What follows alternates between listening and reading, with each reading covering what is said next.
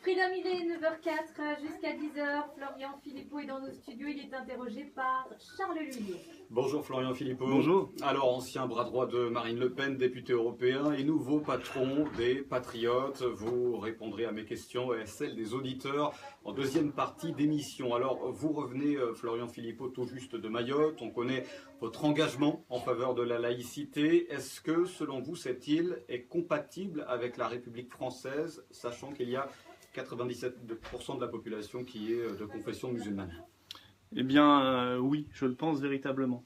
Parce que nous sommes effectivement allés à Mayotte, trop peu de temps probablement, mais nous y sommes allés et nous avons tenu d'ailleurs à venir hors période électorale pour montrer que les politiques, les élus qui s'intéressent à des territoires français, en dehors de simplement des élections, ça existe. Et nous avons vu une population qui est d'abord en grande souffrance. Et qui ne semble pas, et d'après les témoignages que nous avons, qui n'est pas particulièrement radicalisée, ou oui, qui est musulmane très très largement, mais qui vit sa foi manifestement conformément à la laïcité, ce qui prouve que c'est possible. Ce qui n'est pas le cas ailleurs forcément. Quand il y a, on sait, des poches de fondamentalisme, de radicalisation, là on n'est plus dans les clous de la République ou de la laïcité, évidemment. Mais quand c'est l'islam qui est pratiqué comme une foi personnelle, et même des chefs d'entreprise nous ont dit que les entreprises s'adaptaient bien sûr à ce climat culturel particulier, mais que ça ne posait pas de problème parce que c'était culturel et que c'était là depuis les origines. Mais voilà, moi je suis convaincu qu'il y a même un amour, une soif de France à Mayotte, mais que les Mahorais, nos compatriotes là-bas, se sentent complètement abandonnés. Et c'est vrai qu'avec Mireille Dornano qui m'accompagne, députée européen elle aussi, nous avons été particulièrement choqués de voir dans quel état d'abandon on laissait un département français, dans lequel il y a des barreaux aux fenêtres, des barbelés dans les jardins, des policiers qui nous ont expliqué qu'ils étaient eux-mêmes bloqués, entravés dans leur libre circulation lorsqu'il y avait les barrages. Et que police nationale, ils ne pouvaient pas se déplacer comme ils voulaient sur le territoire français, et qu'il y avait du racket, etc. Enfin, je veux dire, c'est extraordinaire et très choquant que le gouvernement français tolère ça. Il se passerait le quart du dixième de tout cela dans n'importe quel département métropolitain. Vous auriez déjà le président, le gouvernement et tous les médias qui seraient là. Les cadis, alors c'est ce qu'on appelle en fait un juge coranique, pour simplifier. Ça veut dire qu'on passe devant un juge coranique avant de passer devant un juge, j'ai envie de dire, républicain. Ça aussi, c'est compatible avec la République à Mayotte ou pas? Écoutez, tant que je ne suis pas le plus grand spécialiste non plus de ces affaires-là, mais tant que c'est évidemment la seule et unique justice de la République qui, à la fin, la justice française l'emporte, et vos droits, pour le reste... L'appel à la prière, par exemple. Et c'est le cas aussi à Saint-Denis de la Réunion, où on a l'une des plus anciennes mosquées de France. L'appel à la prière dans un territoire français laïque.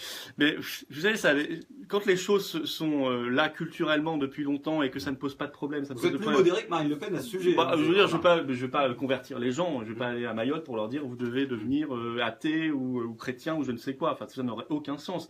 Si je dis depuis des années qu'on peut être français et que je ne regarde pas la religion, ni l'origine, ni la couleur de peau, et qu'au moindre exemple inverse, je changeais d'opinion, alors ça voudrait dire que je ne suis pas sincère. Je le dis et je le maintiens. Quand ça se passe convenablement, il n'y a pas de raison de pousser les cris. Maintenant, si jamais c'est le fondamentalisme qui l'emporte, si il y a il y a quelques tentatives, on nous l'a expliqué aussi.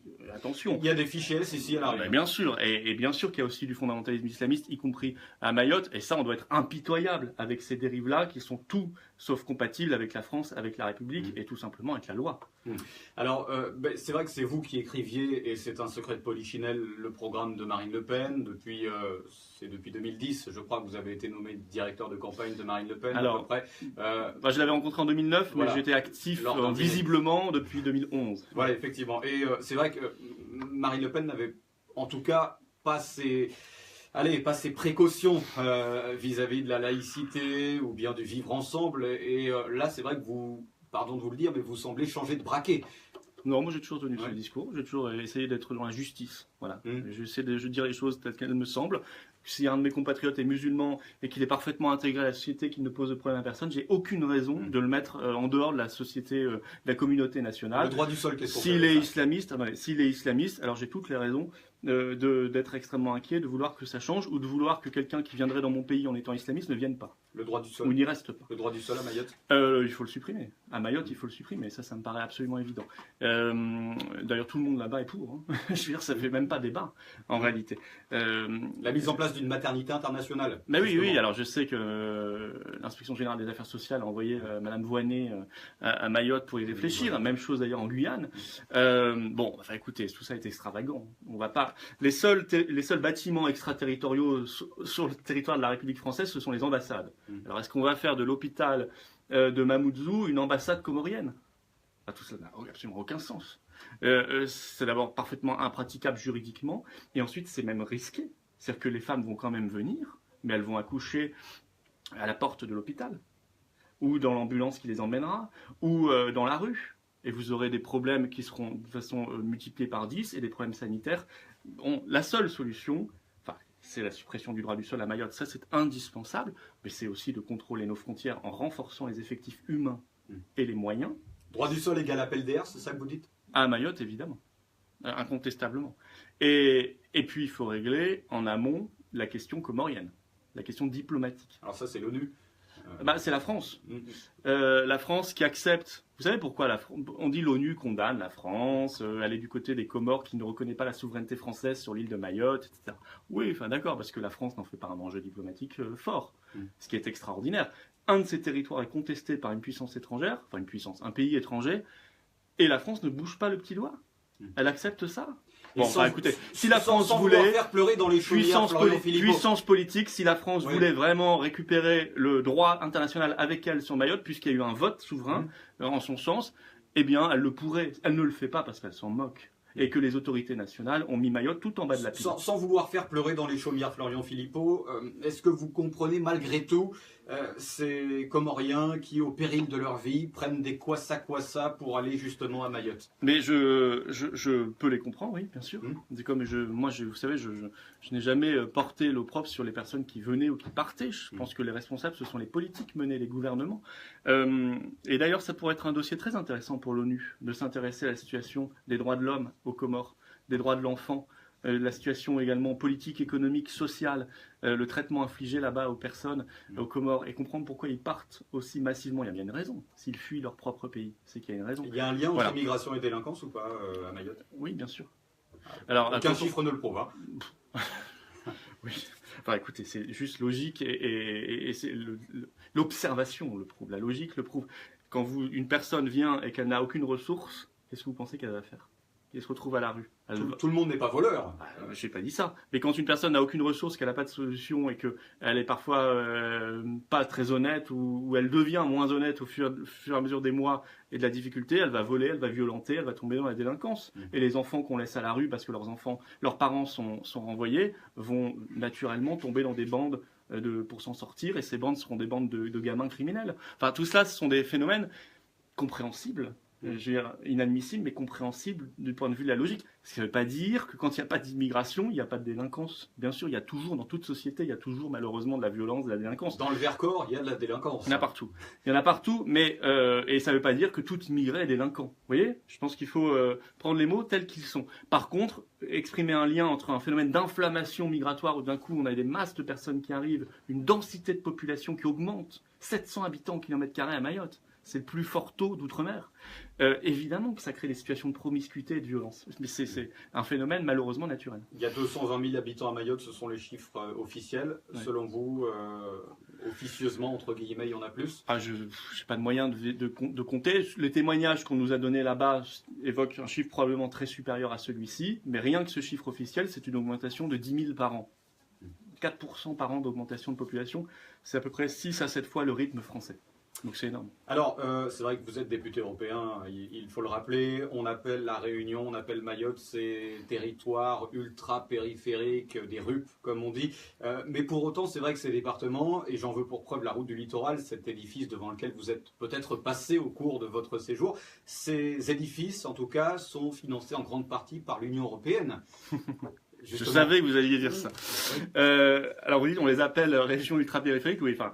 Dans le langage bruxellois technocratique, on dit région ultra-périphérique, ce qui est déjà... C'est péjoratif ? Évidemment, c'est péjoratif. Ça veut dire qu'on vous met l'ultra-périphérie de toutes les politiques. C'est en termes bureaucrates. C'est comme les termes sont jamais. Pour dire balayeur. Moi, je ne minimise jamais le poids des mots. Je pense que ça a toujours un sens. Et quand on veut mettre au centre des politiques un territoire, on commence pas par les appeler des territoires ultra-périphériques. Je pense que c'est très, très malvenu. Vous savez, l'Union européenne considère déjà que l'Italie, le Portugal, la Grèce, l'Espagne sont des pays assez méprisables, des boulets, le Club Med, comme on disait il y a peu encore. Alors imaginez ce qu'ils pensent de territoires qui se trouvent à 9000 km. Pourtant, l'Union européenne donne de l'argent à la Réunion. Ça, c'est aussi... Voilà, ça il faut tordre le cou à cette affaire. Il y a de l'argent qui vient, mais c'est de l'argent qui vient du contribuable français. Je l'explique par une démonstration. Même ceux qui n'ont pas fait beaucoup de mathématiques ou qui avaient des mauvais souvenirs des mathématiques à l'école vont comprendre ce que je vais dire. 21 moins 12. Ça, chacun suit, ça fait 9. Cette soustraction fait 9. 21 milliards, c'est ce qu'on donne à l'Union européenne. 12, c'est ce qu'on en reçoit. Donc, il reste 9. 9 milliards, c'est ce qu'on perd chaque année. C'est exactement ce qu'a dit Marine Le Pen. Bah oui, c'était vous qui écriviez. C'est bien, elle a bien lu ce que... Bon, je veux pas être méchant. Non, mais 21... Ça veut dire quoi, ça, Florian? Non, mais c'est bien. On avait bien travaillé. Je veux pas être méchant. On avait bien travaillé. Ça veut dire quoi? Ça veut dire qu'elle lisait mot pour mot non, mais ce que vous écriviez? Marine Le Pen est parfaitement capable de comprendre ce que j'ai dit là aussi. Mais je veux dire, 21 moins 12, ça fait 9. 9 milliards perdus chaque année. Eh bien, on pourrait donner plus, mieux, à l'outre-mer, si c'était directement de l'argent français et si on passait pas par les technocrates bruxellois. Vous savez, la France donne beaucoup plus à la Hongrie, à la Roumanie, à la Pologne qu'à la Réunion ou à Mayotte. Beaucoup plus. En même temps, c'est vrai qu'il y a plus d'habitants en Hongrie, en Roumanie ou en Pologne que dans les... Toute petite différence, ces gens-là ne sont pas français. Donc c'est quand même extraordinaire que le contribuable français paye pour des gens qui ne sont pas du pays. Il n'y a pas beaucoup de pays dans le monde qui font ça. Hein. Moi, je veux bien la générosité mondiale, mais au bout d'un moment, quand ça se retourne contre sa propre population, il y a un problème. Les patriotes sont pour une sortie de l'Union européenne ? Tout à fait, de manière très très claire. Nous sommes pour ce qu'on appelle le Frexit, de plus en plus communément, c'est-à-dire la sortie... Ça c'était vous, alors c'était pas Marine Le Pen à l'époque. C'est-à-dire que là, on en a une preuve, puisque le Front National a complètement viré sa cutie sur le sujet, a changé complètement de position. Maintenant, ils sont comme tous les autres. On pourrait dire que de En Marche à la France Insoumise, en passant par... Dupont-Aignan aussi a changé en même temps. Dupont-Aignan qui était votre copain de campagne. Et les Républicains, etc. Ils sont tous maintenant pour la réforme intérieure de l'Union européenne. Bon, tout ça, c'est du blabla. Il n'y a jamais eu un seul exemple en 40 ans de réforme souverainiste ou allant dans le bon sens de l'Union européenne. Ça va toujours dans le même sens et un sens mauvais. Par contre, il y a maintenant un exemple historique de sortie d'un pays de l'Union européenne, c'est le Royaume-Uni. Voilà. Ça existe. C'est un exemple selon vous ? Oui, et ça montre que c'est possible. L'autre solution, la réforme intérieure. Au Royaume-Uni, je serais démagogue, je viendrais ici, et je vous dirais, moi, l'Europe de mes rêves, c'est une Europe de la protection, de la générosité, de l'amour, etc. Où la Réunion aurait sa place merveilleuse, etc. Je pourrais vous dire ça, et vous dire, je vais me battre à Bruxelles pour obtenir cette Europe-là. Mais ça, c'est faux. Personne, je n'aurai jamais l'unanimité des 27 pays de l'Union européenne pour obtenir cela. Vous imaginez bien que la Hongrie, la Roumanie, la Pologne tiendront à conserver leurs fonds européens. Pour eux, c'est du plus, pour nous, c'est du moins. Donc il y a déjà un problème là. Ça va mieux au Royaume-Uni depuis que c'est la fin ? Oui, ça va mieux. C'est-à-dire qu'ils sont libres. Juridiquement, c'est pas encore fait puisque ce sera le 31 mars 2019. Bon, mais presque, dans moins d'un an. C'est-à-dire qu'ils redécouvrent la liberté et donc la démocratie. Ça n'a pas de prix. Si eux, demain, ils veulent avoir des frontières nationales, ils ont le droit. S'ils veulent gérer eux-mêmes leurs accords commerciaux et ne pas subir les accords avec l'Amérique du Sud, le Canada, qui sont des accords dramatiques, y compris d'ailleurs pour l'outre-mer, parce qu'ils créent une concurrence déloyale, ils ont le droit. S'ils veulent une monnaie adaptée à leur économie, maintenant ils l'ont, puisque depuis la sortie du Brexit, la livre sterling a perdu 10%. Vous êtes pour un retour au franc ? Oui, alors l'outre-mer, la création d'une nouvelle monnaie nationale. Et là, on vient à la vie chère. Oui, et la nouvelle monnaie nationale, oui, je pense qu'on l'appellerait franc. Ce ne serait pas le même que l'ancien, mais il n'y a aucune raison qu'on l'appelle pas franc, puisque c'est la monnaie de la France depuis 700 ans. Et franc, ça veut dire libre. Je pense que c'est pas mal. Mais c'est vrai qu'en particulier l'outre-mer aurait intérêt à avoir une nouvelle monnaie nationale, parce qu'elle serait moins chère que l'euro. Et l'euro, vous savez, a tué la compétitivité de notre économie, et en particulier celle de l'outre-mer, parce qu'il est beaucoup trop élevé. Donc ça, on y a intérêt. Mais je donne un exemple britannique. Si demain le Royaume-Uni veut interdire le glyphosate, veut interdire les OGM, veut interdire les néonicotinoïdes, contre lesquels Mireille Dornano s'est battue au Parlement européen, avec pas mal de succès d'ailleurs, mais malheureusement des groupes... les patriotes ont voté évidemment pour l'interdiction de ces néonicotinoïdes, mais malheureusement LR, le PS et le Front National d'ailleurs ont voté pour. ont voté pour les néonicotinoïdes. Alors qu'est-ce que vous voulez? Quand ces gens-là font primer l'intérêt politicien sur l'intérêt général, ça fonctionne pas. Mais ce que je veux dire, c'est que les Britanniques, eux, s'ils veulent l'interdire au niveau national, ils ont le droit. Nous, on n'a pas le droit parce qu'il faut que Bruxelles l'autorise. Alors, les patriotes, en tout cas, sont pour le patriotisme économique. Hein. C'est interdit par l'Union européenne. Intégralement interdit par l'Union européenne. Nous n'avons absolument pas le droit de privilégier une entreprise nationale, une entreprise française, une PME même par rapport à un grand groupe. Ça aussi, c'est interdit. La taille d'une entreprise ne peut pas jouer. On n'a pas le droit de donner un avantage à une petite entreprise par rapport à un grand groupe, alors qu'on sait qu'un artisan ou une PME en a infiniment plus besoin qu'un grand groupe multinational. Et on n'a pas le droit de faire une discrimination, comme ils disent, c'est-à-dire donner un avantage naturel à ces entreprises nationales. Voilà. Donc l'outre-mer aussi en pâtit. Et justement, est-ce que vous êtes, bon, ce n'est pas le même volet, mais en tout cas, est-ce que vous êtes pour la préférence nationale? Ce qui était le cas au Front National, le Front National militait pour la préférence nationale. Est-ce que vous, c'est votre cas? Et du coup, est-ce que vous êtes pour la préférence régionale? Un terme qu'on entend souvent ici à La Réunion. Non, je parle pour un emploi, par exemple. Je ne suis pas pour la préférence régionale, mais je ne fais pas de différence entre les Français, mais j'essaie... non, mais ça, c'est intéressant. Oui, non, je ne fais pas de différence. On ne peut pas. Si chaque région demande sa préférence régionale, vous imaginez comment on ne peut pas s'en sortir. À La Réunion, un territoire frappé de plein fouet par le chômage, quasiment 30%, par exemple, un métropolitain qui arrive doit avoir les mêmes droits, le même accès à l'emploi qu'un natif de l'île. Oui, de fait. Enfin, on est obligé de raisonner de la même manière, mais le natif ne doit pas être moins privilégié que le métropolitain. Il ne faut pas que ça se retourne inversement non plus. Il faut qu'il ait les mêmes chances d'études, les mêmes chances de faire des stages, de découvrir le monde professionnel que le métropolitain. Mais on ne peut pas faire... C'est des dents ce que vous dites. Non, on ne peut pas faire juridiquement de différence entre deux Français. Vous imaginez bien vers quelle dérive nous nous retrouverions. Et imaginez qu'un Réunionnais aille demain en métropole, alors on ferait l'inverse. On dirait le Réunionnais a moins de droits qu'un métropolitain en métropole. Ça serait tout aussi scandaleux. Donc on ne peut pas faire de différence entre deux Français. Sur l'affaire de la préférence nationale, je pense que le terme n'a jamais été bien compris. Je pense qu'il faut juste être très pragmatique. Voilà. Dans une entreprise, si un étranger en situation légale ou un compatriote sont dans la même situation, alors ils ont le même accès à l'emploi. Voilà, si on se rend compte qu'en dans une entreprise donnée très particulière, il y a par exemple que des étrangers qui sont embauchés, alors il faudra faire une étude spéciale, une inspection spéciale sur cette entreprise pour en comprendre les raisons et prendre éventuellement des sanctions ou des mesures. Mais moi, je ne veux pas mettre un terme général, générique, un peu flou sur des politiques sans que ça veuille rien dire. Vous savez, tout ce qui donne droit à une aide par une cotisation, je pense qu'il faudrait que pendant 2 ans, il y ait un délai de carence pour les étrangers en situation légale où ils n'ont pas droit à la prestation pendant 2 ans. Ils cotisent pendant 2 ans et au bout de 2 ans, ils ont les mêmes droits que le français. Voilà. Moi, je l'appelle pas forcément. Leurs impôts pendant 2 ans. Je l'appelle pas forcément. Oui, ça se passe dans d'autres pays, mais ça me paraît, au moins les règles sont posées, les règles sont claires. Ça me paraît beaucoup plus pragmatique et clair qu'un concept de préférence nationale que les gens n'ont jamais compris, je vous l'assure, qu'ils ont toujours trouvé un peu flou et qui pourrait vouloir dire tout et n'importe quoi.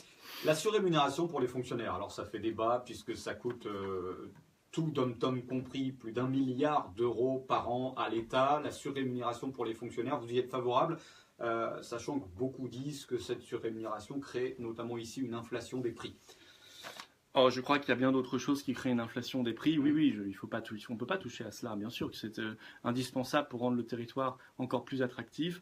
Moi, je suis pour il n'y a pas de problème d'attractivité à La Réunion. Hein. Non, mais au contraire, il y a des centaines des milliers de demandes qui sont refusées chaque année de fonctionnaires qui voudraient revenir. Oui, mais je pense que c'est bien qu'on puisse continuer avec ces dispositifs qui, à mon avis, ne sont pas du tout responsables de la vie chère. Je suis même, moi, pour l'extension de cette prime de vie chère, par exemple, aux titulaires du minimum vieillesse. On rase gratis alors. C'est pas qu'on rase gratis, c'est que il faut faire avec quel argent on paye un peu de justice sociale dans notre pays, ça ferait pas de mal. On a quand même un président de la République qui s'occupe que des très riches, en leur baissant leur ISF, en leur faisant des cadeaux en permanence. On peut quand même s'occuper aussi de ceux qui gagnent quelques centaines d'euros par mois. Je pense que ça s'appelle un principe de base de justice sociale. On paye comment ? Mais on paye par la croissance qu'on crée. C'est ça le problème, c'est que dans notre pays, on accumule des déficits depuis des décennies parce qu'on ne crée pas assez. Et là, si vous voulez, par exemple l'outre-mer devrait être un écosystème très florissant de PME et de start-up et d'entreprises innovantes. Il y a tout pour ça. Il y a une formation qui doit toujours être améliorée, mais il y a une formation, il y a des gens, il y a des talents, il y a de l'attractivité, vous le disiez, il y a un territoire où on a envie de s'installer. Mais il y a par exemple des ressources qui ne sont pas du tout suffisamment exploitées. La France, c'est le pays de l'or bleu. C'est exactement le programme de Marine Le Pen. Non, mais c'est je suis curieux. désolé. Hein. Alors, Mais je m'en veux souviens, dire- elle était face à moi, elle m'avait parlé des ressources halieutiques. Hein, voilà. Oui, il y a beaucoup de C'était choses. vous, ça, alors, Mais aussi. il n'y a pas que les ressources, il y a les Vous ressources étiez halieutiques, mais il y a aussi les ressources énergétiques. Vous étiez le il y a- nègre de Marine Le Pen. Il y a ce que Vous représente. étiez le nègre de Marine Le Pen, Florian Philippe. Non, mais- Parce que tout ça, c'est Marine Le Pen, hein, en 2016, 2017. Mais si des bonnes idées sont partagées, j'en suis très heureux, je ne vais pas me plaindre. Fallait pas partir. Je veux dire, sur l'Union européenne, vous voyez, on a déjà vu une énorme différence. Et puis tout le reste, on pourrait y revenir. Mais sur ce sujet-là, s'il y a de bonnes idées, et donc je crois même qu'il y en a dans d'autres partis politiques, alors tant mieux, simplement il faut le faire au bout d'un moment. Comment se fait-il que notre pays, qui a le premier espace maritime du monde, 11 millions de kilomètres carrés, n'est pas capable de développer des pôles de compétitivité, d'emploi dans l'énergie motrice, dans l'énergie de demain qu'on va aller chercher au fond de la mer ou dans la mer, dans la désalinisation de l'eau de mer. Il y avait beaucoup de choses à faire. Et là, on se dit, la France ne s'y intéresse pas. Il faut revenir aux sources. Pourquoi on ne s'y intéresse pas? Parce qu'on n'a pas conscience, à Paris, qu'on est un pays monde. On a le nez en permanence collé sur Bruxelles et Berlin. Alors c'est bien, c'est quelques pays comme ça, qui sont plutôt des pays d'ailleurs en dépression démographique. Donc c'est pas forcément l'avenir de l'humanité, je pense. Et on oublie qu'on est le seul pays présent sur tous les continents et tous les océans. Et qu'on a le premier espace maritime du monde. On oublie qu'on est un pays-monde. Et en oubliant qu'on est un pays-monde, on oublie qu'on a des potentialités extraordinaires qui bénéficieraient en premier à nos compatriotes d'outre-mer. Il y a l'énergie, il y a l'économie de la mer, il y a la planification écologique, parce qu'ici on a un écosystème incroyable, des espèces endémiques. Et ça va être une ressource incroyable, un trésor au XXIe siècle. Scinder les centrales d'achat, alors c'est ce que vous préconisez pour réduire la cherté de la vie, ça consiste en quoi ça en français? Ça veut dire qu'en France, il y a 4 en gros centrales d'achat, vous savez, qui achètent tout et qui fixent les prix. C'est évidemment une situation d'oligopole, si ce n'est de monopole, quand elles ne se mettent pas d'accord entre elles. Il faut les scinder par la loi pour recréer de la concurrence et donc être en capacité de faire baisser les prix. Ça, c'est un des énormes problèmes, les ententes. C'est un des énormes problèmes du coût de la vie. Autre problème du coût de la vie, ça peut être l'octroi de mer, qui peut augmenter les prix quand il est appliqué bêtement sur tout. Marine Le Pen voulait en tout cas pas le supprimer, mais réduire les produits de consommation concernés par l'octroi de mer. C'est votre. Oui, mais moi je veux bien, Marine Le Pen, elle peut faire tout ce qu'elle veut. Tant qu'elle sera dans l'Union européenne, elle peut rien faire en fait. Je veux dire, on peut inventer plein de choses. Marine Le Pen, elle veut réduire l'immigration, mais elle veut rester dans l'Union européenne. Comment elle fera? Elle peut pas. Bon, ça reste un slogan. Donc moi, je veux être beaucoup plus sérieux et crédible que cela. L'octroi de mer, il faut le remplacer par ce qu'on appelle du protectionnisme ciblé. Quand il y a une concurrence déloyale, déjà, ça ne doit pas toucher les produits français, faisons du patriotisme économique, et puis ciblons sur la concurrence déloyale. Vous voyez, par exemple, hier, avec Mireille Dornano et la délégation, nous visitions une production de vanille à La Réunion, et l'octroi de mer, là, est très bienvenu, parce que ça permet de faire une distinction entre la production locale de vanille, qui est de grande qualité, par rapport à la production malgache, qui est plus massive, qui inonde le marché, mais qui est de bien moins bonne qualité. Voilà. Florian Philippot, donc on le rappelle, hein, le chef de file, le fondateur même des Patriotes, vous êtes avec nous jusqu'à 10h. Il nous reste encore 30 minutes, une bonne demi-heure d'émission. Je rappelle que tous ceux qui nous écoutent auront la parole au 02 62 99 10 00. On marque une courte page de pub. Quelques questions après, on accueillera Joseph Grondin, un représentant du Front National, et ensuite ce seront les questions d'auditeurs. On se retrouve tout à l'heure. C'est qui Joseph Grondin? C'est un représentant du Front National. C'est leur secrétaire d'État. Ancien. Ça tourne. C'est pas grave. J'en profite pour saluer ceux qui nous regardent en vidéo.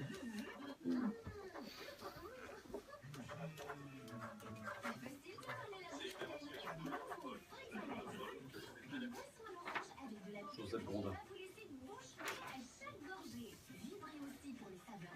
Peut-être que je te laisse laisser un peu la parole. Pour répondre à Joseph. Sur la libre antenne, si vous voulez, Madame Dornano, sur la libre antenne, je pourrais vous laisser la parole quand les auditeurs poseront des questions, si vous voulez. Super.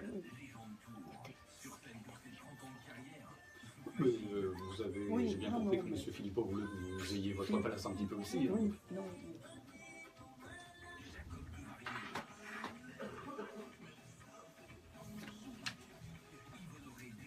Combien de pubs encore là? C'est long, hein?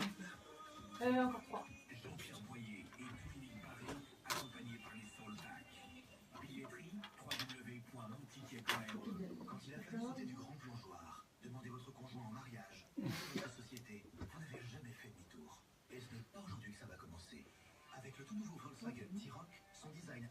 Vous êtes sûr qu'il a encore un Il a encore un iPhone? De qui? Le gars que je vais accueillir? Oui. Oui, mais il est revenu, c'est un article qui date, je pense. Ah bon? On pourra lui demander. Pourquoi? S'il était exclu, carrément. Il avait été exclu. Oui. Il a raison. Offre valable du 11 au 22 avril dans vos magasins Gémeaux Saint-Pierre et Gémeaux Sainte-Marie sur la paire de Montcharles-de-Dos. Hors promotion, remise effectuée en caisse. En ce moment, dans vos magasins U, offre exceptionnelle. Le prix de 180 grammes de pâte à tartiner Nutella est à 1,55 €. Ça y est, on Ça y est? Ok, cool. C'est long, hein? Allez, on est de retour avec Florian Philippot, chef de file des Patriotes. On est ensemble jusqu'à 10h. Vous aurez la parole d'ici quelques minutes pour poser vos questions à Florian Philippot. Florian Philippot, on a parlé de Mayotte, on a parlé de la Réunion. Parlons également de l'actualité et de l'actualité politique, puisque c'est vrai qu'on envisage en tout cas la réduction du nombre de parlementaires. À la Réunion, on a 7 députés pour la Réunion. C'est trop ou pas assez, ça? 7 députés pour un territoire, une région ultra-périphérique. Moi, je ne vais pas être incohérent. Je suis pour une réduction globale du nombre de députés. Donc probablement, alors je ne sais pas si en Outre-mer les ratios sont les mêmes. Donc il faudra calculer, il faut veiller dans la réforme à ce que l'Outre-mer ne soit pas désavantagé, bien sûr. Il faut sûrement calculer un peu à part l'Outre-mer. Mais globalement, on doit baisser le nombre de députés. Et je suis pour la suppression en parallèle du Sénat. Moi, je pense qu'une seule assemblée, à condition qu'elle soit bien élue, c'est-à-dire qu'elle soit élue à la proportionnelle intégrale, avec une prime majoritaire, pour que pour qu'il y ait des majorités qui se dégagent, eh bien, suffirait largement. Et je suis pour la suppression du Sénat, ainsi que la suppression de 3 strates, les intercommunalités, les conseils régionaux et l'Union européenne. La fin du millefeuille, ce que certains appellent le millefeuille administratif. Voilà, ça fait 30 ans qu'on en parle, sauf qu'on n'arrête pas de rajouter des strates, les métropoles, de complexifier les choses. Et encore, à La Réunion, vous avez échappé pour le moment à ces histoires d'évolution institutionnelle. C'est le seul département, je crois, où il n'y a pas eu de vote, même sur une collectivité unique. Tant mieux pour la Réunion, parce que ça, c'est le bazar total, et c'est souvent un lien qui se distend avec la métropole quand on change de statut, quand on quitte le statut de département. Voilà, donc faire de la simplicité, baisser le nombre d'élus rémunérés partout en France, et faire en sorte que, par contre, tout le monde soit représenté dans les assemblées. Il y a trop de députés européens ou pas? Il y a trop de. Vous voyez, pourtant, c'est ce que je vais vous dire, ce qui prouve que je ne suis pas carriériste, parce que je pense qu'il faut supprimer ces institutions. Voilà. Donc il y a trop, oui, il faudrait qu'il y en ait 0, puisqu'il ne faut plus qu'il y ait d'Union européenne. Ils sont trop payés, les députés européens, ou pas? Je ne sais pas si on est trop payé. On est payé comme les députés nationaux. C'est un salaire public. Un petit peu plus, Monsieur Philippot. Ah oui, une indemnité, c'est un petit peu plus que les députés de l'Assemblée nationale. Non, je crois que c'est totalement harmonisé aujourd'hui. Donc oui, on est bien payé, on ne va pas du tout se plaindre. Hors de question. J'ai entendu des députés se plaindre ou dire qu'ils étaient obligés de manger des pâtes parce qu'ils étaient devenus députés. Franchement, c'est indécent. Non, par rapport à la moyenne française, on est bien payé. Il n'y a aucun problème, bien sûr. Maintenant, je vais vous dire, par rapport à un fonctionnaire européen ou un commissaire, on est infiniment moins payé. Voilà. Bon, après, chacun de juger. Mais moi, je vais faire des économies aux contribuables parce que je ne veux plus de tout cela. Je pense que ça coûte une fortune et qu'il faut moins d'élus rémunérés. Comment vous placeriez les Patriotes sur l'échiquier politique français par rapport à des mouvements comme celui de Dupont-Aignan, comme celui de Asselineau également? Ce sont des mouvements avec lesquels vous pourriez éventuellement vous allier à l'avenir lors des prochaines échéances électorales? Alors, concernant Nicolas Dupont-Aignan, il a plutôt fait le chemin inverse du mien, c'est-à-dire qu'il s'est rapproché de plus en plus du Front National. Oui, il a pris ses distances entre-temps. Oui, on ne sait pas. Enfin, là, ils discutent beaucoup avec eux. Ils vont peut-être faire une liste commune aux européennes sur cette ligne euro-réformiste, la nouvelle ligne. Voilà, presque devenu vice-président à ma place du Front National. Moi, je considère qu'il faut de la crédibilité et du sérieux. Il y a eu le débat de second tour, il y a eu tout le renoncement qui s'est produit après la présidentielle. Je pense que le patriotisme est majoritaire en France, mais il doit être républicain, clairement, il doit être rassembleur, il doit être crédible, il doit être engagé. On est beaucoup sur le terrain social, dans les manifs, on est dans les combats sociaux, on y est, et pas simplement dans les hémicycles et sur les plateaux de télé.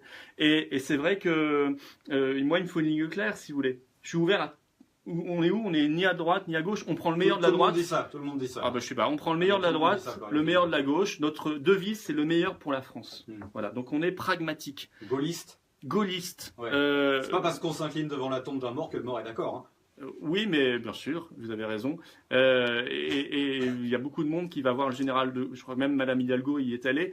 Mais moi, j'ai toujours été cohérent dans cet engagement. Et il y a des années, je vous assure, à Colombey les Deux Églises, le 9 novembre, j'y vais tous les ans, je suis seul. Parce que, comme par hasard, ce sont les années où il n'y a pas d'élection. Ah, il y a beaucoup moins de monde. Là, vous voyez personne. Et puis les années où il y a des élections, ou des élections 3 mois plus tard, ah, là, vous avez des cars entiers, vous avez des responsables républicains qui déboulent, etc. Voilà, c'est comme ça qu'on juge la sincérité. Et le général de Gaulle s'est toujours battu pour l'indépendance et la grandeur de la France, et pour une justice sociale. Vous avez toujours des photos de lui dans votre bureau? Oui, et bien sûr, on oublie la justice sociale qui était aussi un engagement du général de Gaulle. Je rappelle qu'il fut l'un des fondateurs de la sécurité sociale après la Seconde Guerre mondiale.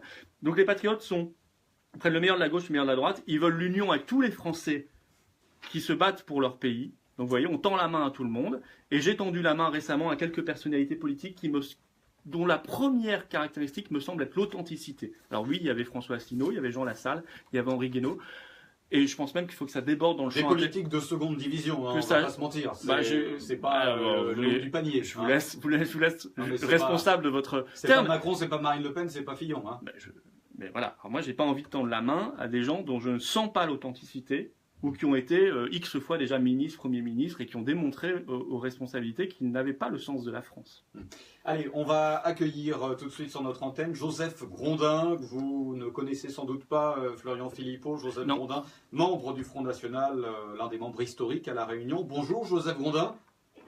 Alors, pour vous, le départ de Florian Philippot du Front National pourrait avoir les mêmes conséquences que le départ, il y a 20 ans, je crois, de Bruno Maigret, à l'époque.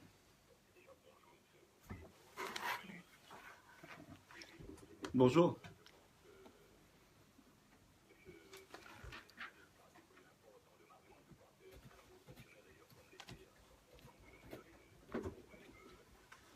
Florian Philippot était aussi haut fonctionnaire, il a fait l'ENA.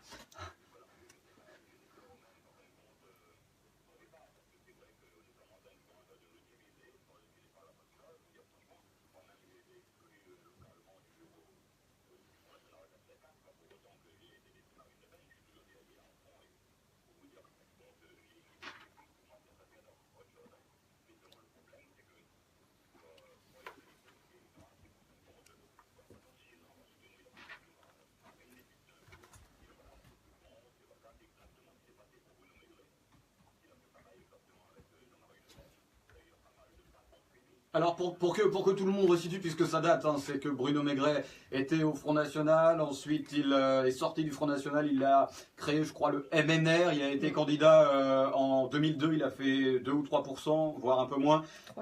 C'est vrai que ça avait provoqué en tout cas quelques petites difficultés au sein du Front National. Vous prédisez la même chose 20 ans plus tard?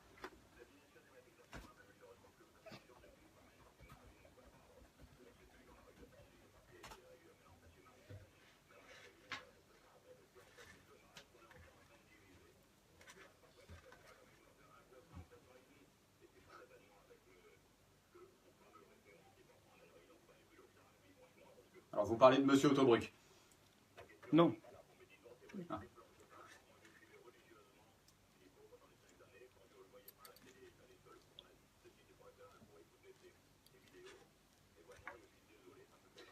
Florian Philippot vous répond. Oui, vous avez dit, je suis dans un sacerdoce. Moi, mon sacerdoce, c'est pas Marine Le Pen. C'est pas mon sacerdoce, c'est pas le Front National. Mon sacerdoce, c'est la France. Je veux dire, quand à partir du moment où je vois que nos idées ne sont plus représentées, je suis désolé, je n'ai pas forcé Marine Le Pen après la présidentielle à renoncer comme ça dans un discours. D'un coup, on était pour le maintien dans l'euro, on était pour le maintien dans l'Union européenne. On me reprochait d'aller manifester contre la loi travail que je juge être une loi de brutalité sociale. D'un coup, on laissait des cadres dire que la dédiabolisation, c'était des cadres, des députés, Gilbert Collard, qui dit au cœur de l'été 2017, j'y étais encore, hein, la dédiabolisation, c'est un piège à con. Alors qu'on s'est tous battus pour ça et qu'on est tous venus pour cela. Voilà, moi à partir du moment, si vous voulez, où mon combat pour la France ne me semble pas être respecté, où on prend les électeurs un peu pour quand même des billes, hein, où on change comme ça de ligne du jour au lendemain, eh bien, voilà, j'estime qu'il faut se battre pour la France, que c'est au-dessus de tout, et c'est au-dessus surtout des partis. Voilà, je mets vraiment la France au-dessus des partis. Mais je suis pas là pour faire un débat, monsieur, pour des billes. Non, monsieur, je suis pas là pour faire un débat avec le Front National. Ouais. Non, mais... Donc je vous remercie. Non, je vois que vous êtes revenu au Front National. J'en suis très heureux parce que vous aviez été exclu en 2016, j'ai vu ça. Mais je suis très heureux pour vous que vous ayez été revenu au Front National. Beaucoup de gens sont en train d'en partir. Vous êtes revenu. Vous êtes l'exception qui confirme la règle. Et je vous souhaite beaucoup de courage. Nous nous retrouverons dans les débats politiques. Et j'espère, moi, avoir un débat avec Marine Le Pen parce que je pense que nous devons comprendre pourquoi Marine Le Pen a décidé de renoncer à ses convictions. Et je pense que le patriotisme français, c'est un patriotisme qui doit rassembler au-delà de la gauche et de la droite et qui doit être clairement républicain. Merci, monsieur. Non, mais attendez, c'est pas vous qui... Ah, d'accord. Ok. On fait un débat avec Joseph Grondin, c'est ça? Non, mais ça va durer encore quelques minutes. On prend les auditeurs juste après. Joseph Grondin, on prend les électeurs du Front National pour des billes. C'est ce que dit monsieur Philippot. Qu'est-ce que vous répondez à ça?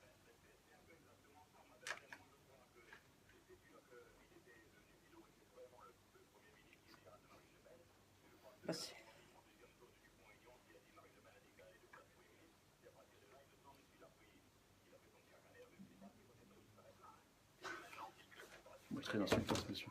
Bon.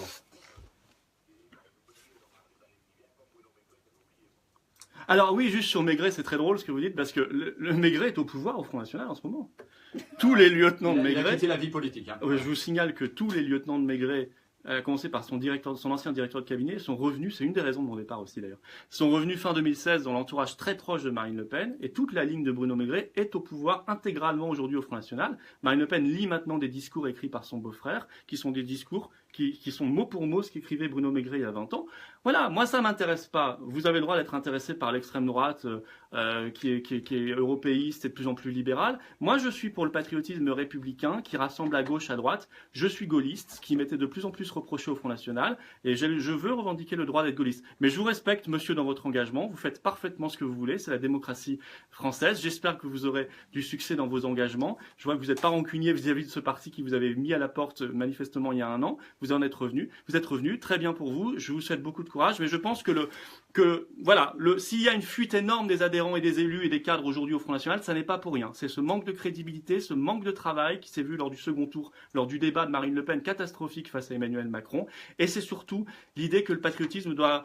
Voilà, le Front National a sûrement fait son temps, tout simplement. Il ne faut pas être attaché à une structure. Il faut aller vers une idée et vers la France. Merci beaucoup, Joseph Grondin. Merci beaucoup d'avoir réagi. Allez, il nous reste 20 minutes. On va prendre les appels au standard. Ils sont nombreux, les appels, pour vous parler. Monsieur Philippot, je précise également que vous êtes venu à La Réunion et à Mayotte avec Mireille Dornano, elle aussi députée européenne. Mireille Dornano, bonjour. Bonjour. Vous allez pouvoir également répondre éventuellement aux auditeurs si certains vous interpellent. Allez, 02 62 99 10 00, bonjour. Florian Philippot est avec vous. Et Mireille Dornano aussi. Bonjour. Bonjour monsieur, vous êtes en direct, bienvenue.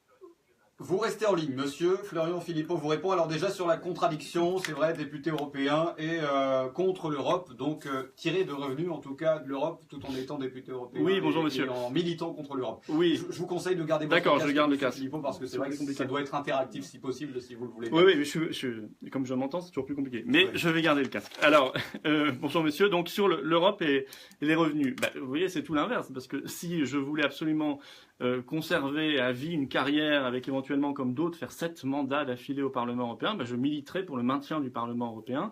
Et au contraire, je me bats, vous voyez, pour qu'il disparaisse. Donc je me bats pour la disparition de ma source de revenus actuelle, mais surtout, au-delà de cette anecdote, je me bats surtout pour respecter les promesses de campagne que j'ai faites aux électeurs quand j'ai été élu en 2014. Et j'ai été très clair dans ma profession de foi. Je ne suis pas un fonctionnaire de l'Union européenne, moi. Je suis un élu du peuple français. Et j'ai été élu sur la base d'une chose très simple. Nous devons sortir la France de l'Union européenne, redonner à la France, à notre pays, son indépendance, sa liberté et donc sa capacité de mener une politique pour les Français, au service du peuple français.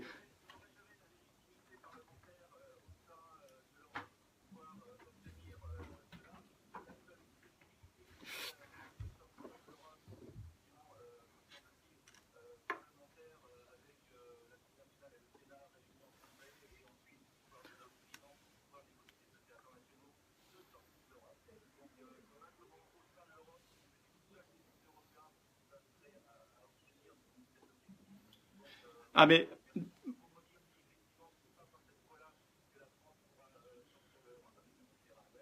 ouais.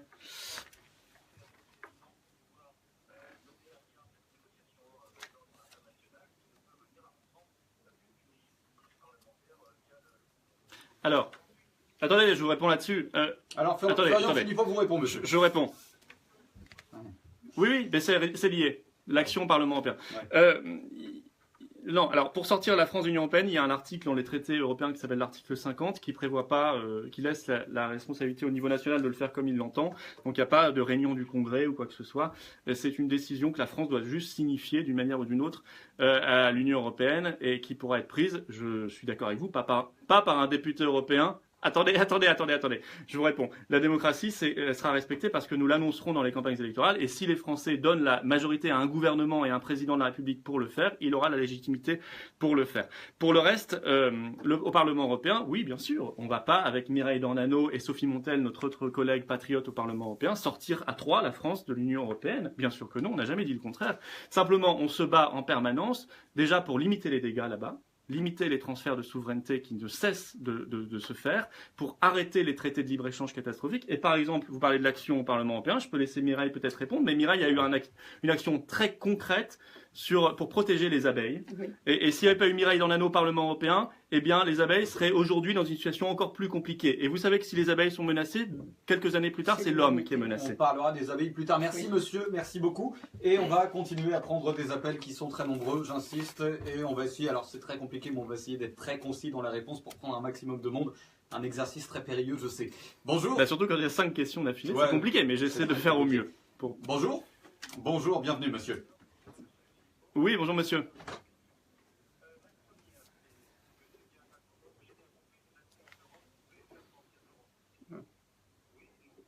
Je veux sortir la France de l'Union européenne, oui.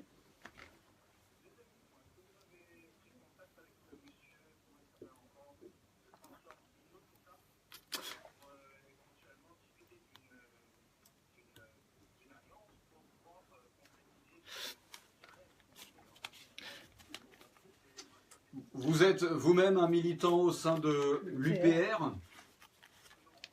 Bon, très bien. Bon. Okay. Alors, pour vous répondre, monsieur, j'ai fait même plus que ça, j'ai fait un appel clair et public, pour qu'il n'y ait pas d'ambiguïté, au rassemblement de tous ceux qui défendent le Frexit, l'indépendance nationale, et j'ai cité explicitement, notamment, pas que, mais j'ai cité François Asselineau.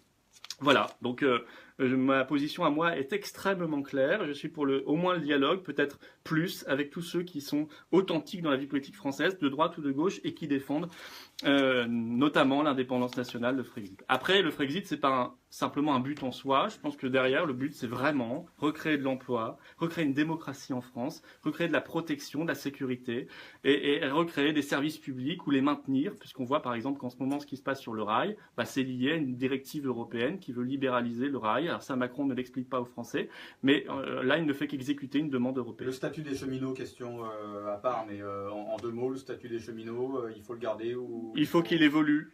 Il faut qu'il évolue, mais il n'y a pas de raison de tout bazarder.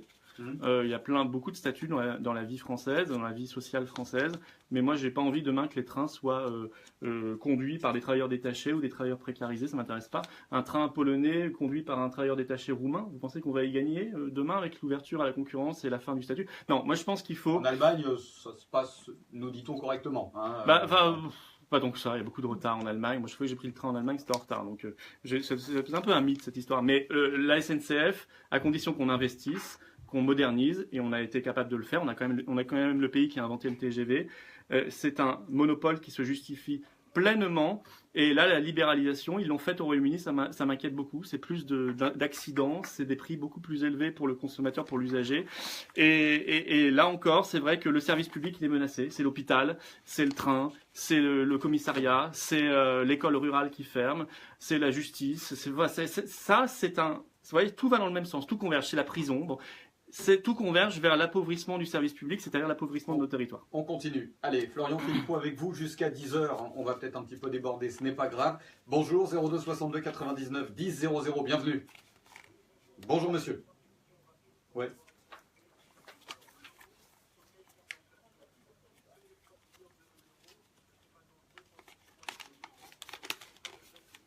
Alors, Florian Philippot vous répond tout de suite. Alors, non, l'euro ne protège de rien en réalité. Alors, il n'y a pas d'inflation. Dans les pays hors euro, il y a beaucoup de pays hors euro, il n'y a pas d'inflation non plus. Mais de toute façon, un petit peu d'inflation à condition que les salaires augmentent plus et les retraites aussi, c'est pas mauvais pour une économie.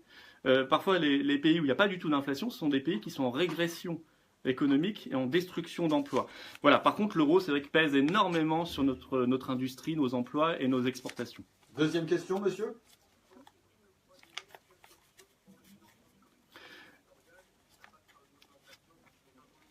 Moi, je suis pas pour la suppression totale. Je suis pour qu'il soit plus intelligent et ciblé sur la concurrence déloyale et qu'il soit adapté à un cadre de patriotisme économique, voilà, pour les produits français et sur le financement des collectivités. Donc, on ne le supprimera pas. Donc, il y aura toujours du financement et je pense qu'il faut absolument que les collectivités se financent par l'activité qu'elles sont capables de créer sur leur territoire, ce que permettrait cette réforme profonde de l'octroi de mer notamment, et que l'État cesse de se désengager massivement, parce que l'État a laissé tomber les communes.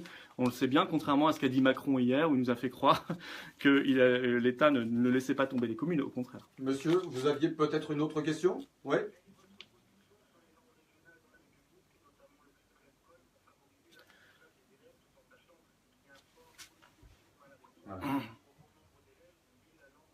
Voilà. Plus d'illettrisme ou d'analphabétisme à La Réunion qu'ailleurs. Oui, c'est vrai. Il faut absolument investir massivement dans l'école, en particulier en Outre-mer, parce que c'est vrai qu'il y a souvent plus de problèmes.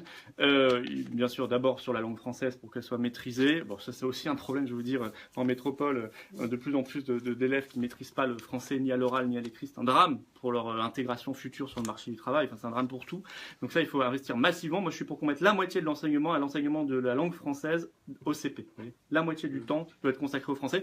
Et les langues régionales, ça fait partie de la richesse française, de la diversité française. Moi, je suis d'une région, Moselle, où on parle le plate, vous voyez. À côté, il y a l'Alsace, où on parle alsacien. Ça fait partie vraiment de la richesse de la culture et de l'histoire de France, mais ça ne doit pas avoir de statut plus que ça, pas de statut administratif ni politique, parce que la langue de la République, c'est le français.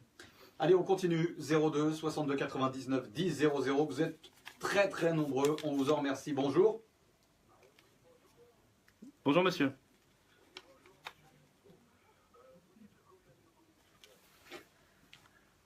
Oui.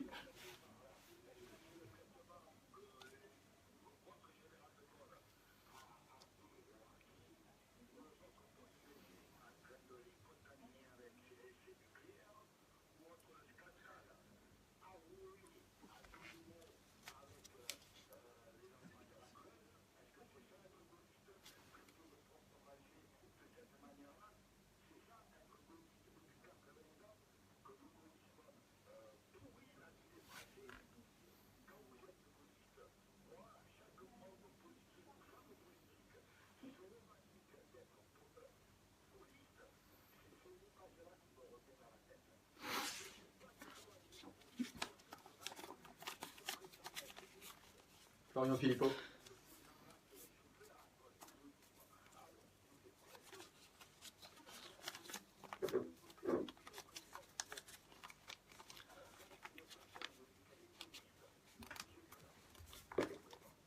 Florian Philippot. Restez avec nous, monsieur. Florian Philippot. Ah, moi, si vous voulez, les dossiers sensibles que vous évoquez, ils doivent bien sûr être traités. Et il n'y a jamais dans une politique, Général de Gaulle est resté 10 ans, même 11 ans au pouvoir. Bien sûr que pendant ces 11 ans, il se passe des choses qu'on peut juger mauvaises ou même scandaleuses et qui doivent être prises en compte et réglées. Maintenant, le gaullisme, c'est pas l'approbation jour par jour de ce qui a été fait pendant 11 ans. Le gaullisme, c'est une philosophie politique. Vous dites c'est un danger, etc. Enfin, heureusement qu'il y avait quand même le général de Gaulle, un certain 18 juin 40, pour remuer les consciences, appeler à la résistance et organiser, attendez, Non, organiser la c'est un résistance. dialogue, monsieur, vous pouvez. Non, mais répondre, je monsieur. finis juste ma phrase quand même. Je vous laisserai parler après, monsieur, il n'y a pas de problème. Organiser la résistance française avec d'autres, avec la résistance intérieure, et permettre à notre pays, à la libération, d'être dans le camp des vainqueurs. Ça, on le doit à l'action du général de Gaulle, comme on le doit de nous avoir trouvé des institutions solides, celles Monsieur. de la Ve République, et de s'être battu pendant tout le temps de son mandat pour un principe évident qui était celui de l'indépendance et de la grandeur de la France. Monsieur.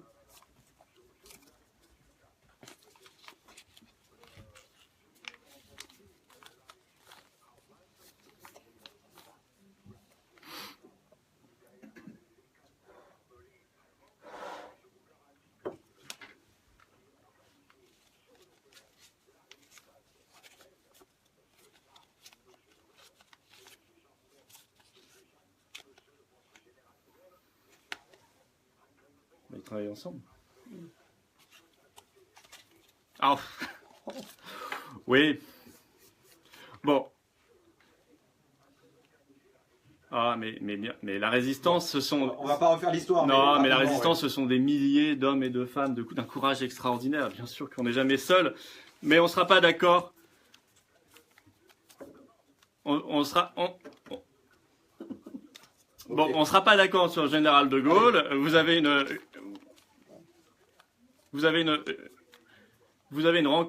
une rancune contre le général de Gaulle que moi personnellement je ne m'explique pas.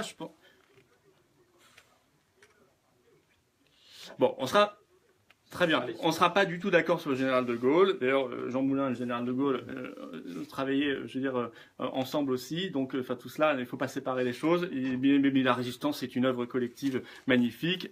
Le général de Gaulle, il a eu ce courage. Je rappelle, quand il est parti, il était condamné à mort et il a fait ce que peu ont fait à ce moment-là, c'est-à-dire de dire la France, la flamme de la résistance ne doit pas s'éteindre, elle ne s'éteindra Vous parlez pas. souvent Il du a général continué de le Gaulle. combat quand d'autres ont baissé les armes. Vous parlez souvent du général de Gaulle. Est-ce que vous vouez le même culte à Jeanne d'Arc? Mais Parce que c'est le cas de Jean-Marie Le Pen. je voue un culte à tous les héros de l'histoire de France, héros et héroïnes de l'histoire de France, qui est une histoire millénaire, qui a au moins 1500 ans d'âge. C'est la monarchie, ce sont nos rois qui ont bâti la France, c'est ensuite la République, c'est l'Empire, c'est tout ce que nous avons connu. Il y a des grands hommes à toute époque, Vous des ne grandes direz femmes. pas Jeanne au secours devant les caméras? Non, mais Non. j'en appelle moi maintenant au peuple français. Nous sommes en démocratie, il n'y a que lui qui peut décider de son destin. Allez, on continue. Trêve de plaisanterie. On va essayer de parler des questions d'actualité tout de même, hein, même si c'est vrai que c'est important. Mais on va essayer de se cantonner à l'actualité. Bonjour, 02 62 99 12 00. Bonjour, monsieur.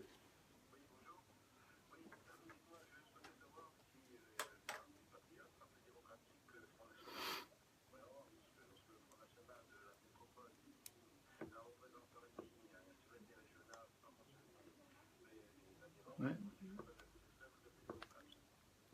Tout à fait. Oui, pardon. Non, comme vous voulez, soit deux questions et je réponds, soit... D'accord, je réponds alors. Bonjour messieurs. Donc, oui, alors dans nos statuts, vous voyez, on a prévu tout cela, puisque nous, quand un référent départemental est nommé par l'équipe nationale, il doit être dans les 2 à 3 mois obligatoirement validé par les adhérents du département en question. Et s'il n'est pas validé par les adhérents du département, alors sa nomination n'est pas valable. Donc vous voyez qu'on a introduit, et à d'autres échelles aussi, de la démocratie directe dans le mouvement. Nous avons organisé aussi un forum avec même du tirage au sort. Enfin vraiment, on veut que tout le monde puisse être représenté, avoir son mot à dire.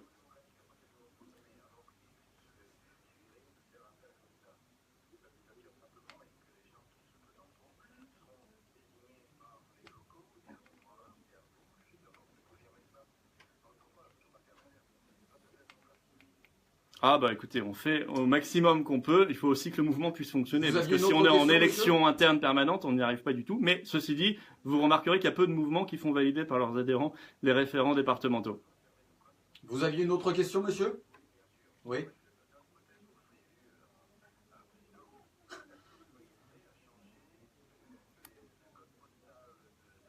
Bon. Ok. Allez.